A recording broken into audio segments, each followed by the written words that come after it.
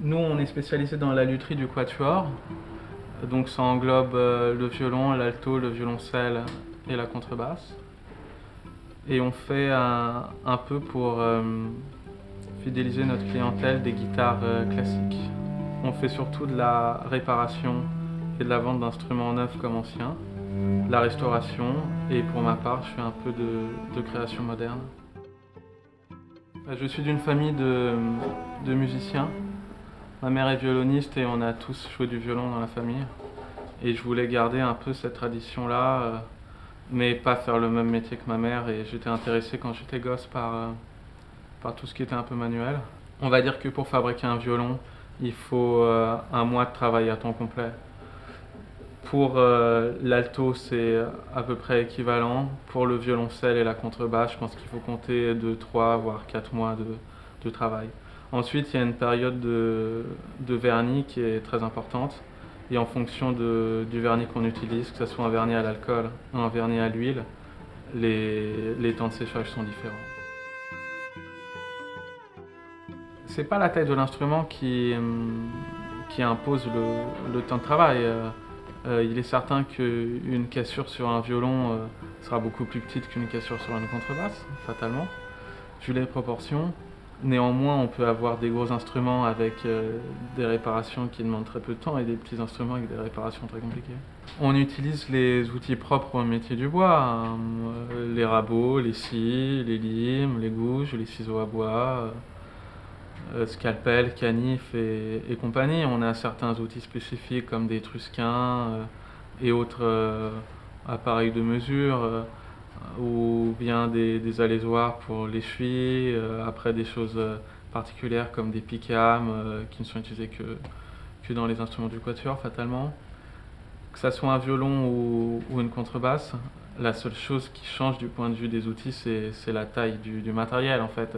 Quand on va utiliser un petit fer à rame pour un violon, on va en utiliser un beaucoup plus gros pour la contrebasse.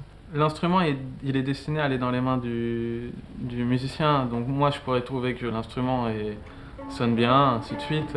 C'est le musicien qui doit me donner son aval en fait.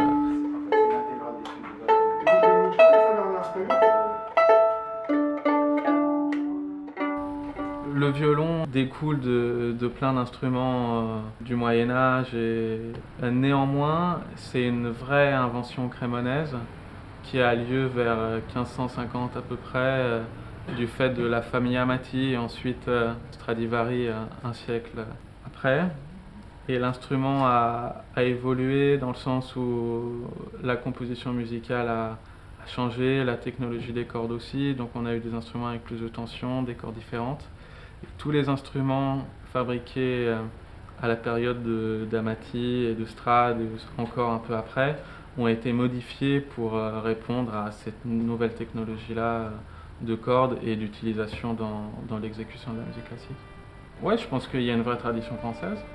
À Paris, on a une réelle tradition de réglage de sonorité, on intervient plus sur des instruments anciens et on règle des choses très techniques comme l'âme et le chevalet pour vraiment tirer plein parti du potentiel acoustique de l'instrument. C'est pas l'âge de l'instrument qui fait le prix, hein. On peut avoir des instruments très vieux qui coûtent pas très cher, des instruments très récents qui coûtent très cher. Ce qui est certain, c'est que pour travailler sur des instruments comme des Stradivari, des Guarneri, c'est des instruments qui n'appartiennent plus aux musiciens du fait de leur prix.